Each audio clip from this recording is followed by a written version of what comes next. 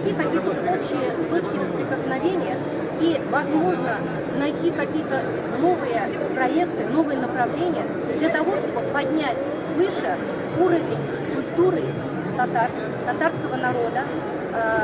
Конечно же, поговорить о традициях и обычаях, которые сохранились у нас на сегодняшний день. И, возможно, есть какие-то иные новые традиции у татар в разных странах нашего мира. Как татары живете? Ой, вы знаете, наверное, у нас самый благополучный регион, надо сказать.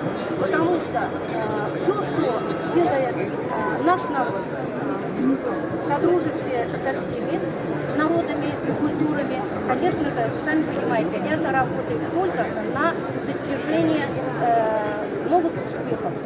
Поэтому мы можем с уверенностью сказать, что люди, жители Ханты-Мансийского округа, в том числе и татары, живут хорошо. Когда в последний раз были в Казани? Честно скажу, я бываю достаточно нередко. Последний раз я была Мелизенда, это как бы... С той стороны фотографируйте, пожалуйста. Да, собрание, совершенно верно, да. Конечно, это было тоже такое же достойное собрание, где собирались татары России. Еще столетие Татарстана, конечно, было. Столетие Татарстана, конечно, было очень масштабное мероприятие. У нас сегодня назначилось международное татар. И КПСС татар у нас как наши надежные опоры, потому что для нас является поддержка огромной. Мы, если мы в школах бываем учебники, или нас на учебу приглашают, обучают нас, что сами знаем, когда сейчас идет направление. Совершенно верно. На протяжении 30 лет они подают нам руку помощи и помогают, верно сказала Зульфия Шаймуловна, учебниками, учебно-методическими комплексами. И не только материально, но и духовно, то есть советами, рекомендациями. А как вы язык сохраняете? У вас школ ведь нет. Вот, пожалуйста, Нурия Ахатовна может сказать. Есть татарская школа в Нижневартовске, очень хорошо работает 3 школы.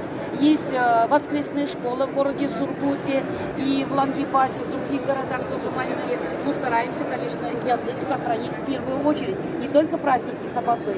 Язык стоит у нас на первом месте. Ну, конечно же, наш приезд Республики Татарстан по приглашению Всемирного конгресса татар нам дает в дальнейшей работе стимул. Новый импульс. Совершенно верно. А в городе Нягане также у нас уже очень давно открыты классы по изучению татарского языка, как для взрослого населения, так и для молодежи. Но, правда, факультативно. И в воскресные дни это называется воскресная школа.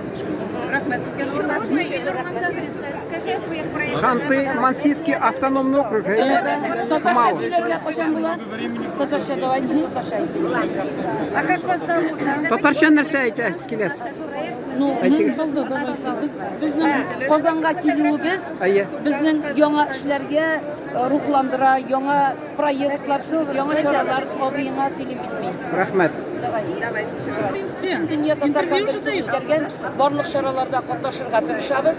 Безнең Ханты-Мансийский автономик округында татарлар бик күп яшиләр. Әлбәттә безнең төпле халык түгел, Казаннан, Башкортстаннан килгән татарлар яши.